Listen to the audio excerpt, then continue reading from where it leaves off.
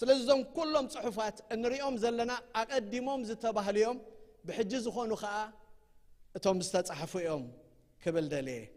ባርካብ ሕጂ ቀጺሉ ዝኸውን ተቀዳመይቲ ጎይታ እንታይ ክገብር ኩላትና ንፈልጦ ክንከውን ተስፋ ይገብር ክምለሲ ክወስደና ክምለሲ እዚ ምምላስ እዚ ካልኣይ ምምላስ እንብሎ ኣይኮነን እቲ ካልኣይ ምግላጽ እንብሎ ናብ ባይታ ክረግጽ ከሎ እዩ ሕጂ ግና ነታ ብገዛእ ደሙ ዘጥረያ ማሕበር ክወስዳ ክመጽ ክብርስ ከሃቦ ሃሌሉያ ክብር ሃቦ ሃሌሉያ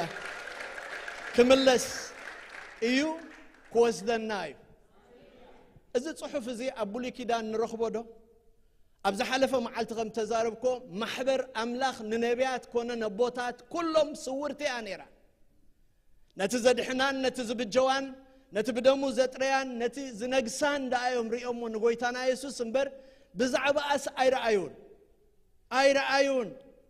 ጎይታና ግና ባዕሉ ንማሕበረይ ዝብል ባዕሉ ተዛሪቡ ኣሎ ንማሕበረይ ኣብዚ መኸውዕዝ እንታይ ክገብራ ክስርታ ኢሉ ታ ማሕበር ሕብእቲ ታ ማሕበር ስውርቲ ነይራ ጎይታ እዩ ኣግሂድዋ ግና ብዛዕባቲ ዘድሕናን ብዛዕባቲ ተመሊሱ ዝወስዳ ንጉሳን ግና ተዛሪቦም እዮም ስለዚህ ናይ ምምላስ ነገር ጎይታና ኢየሱስ ተመሊሱ ከም ዝወስደና ጽሑፋት ኣሎ ዶ ብግልጽ ክንረክብ ኣይንኽእልን ኢና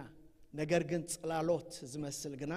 ኣሎ ብጽላሎት እስኪ ኣብ ዘፍጥረት 5 ምዕራፍ 24 ትፈልጡ ዲኹም ዘፍጥረት ቀዳማይ መጽሐፍ ናይ ኣምላኽ እዩ ቀዶ እዩ ምስተባህለ እቲ ጽሑፍ እንታይ ይብል እቲ ከም መጀመርያ ዝፈጠረ ሰብኣይን ሰበይትን ገይሩ ፈጠሮም ኣበይ ኣሎ እሱ ኣብ ዘፍጥረት ውድቀት ኣበይ ኣብ ዘፍጥረት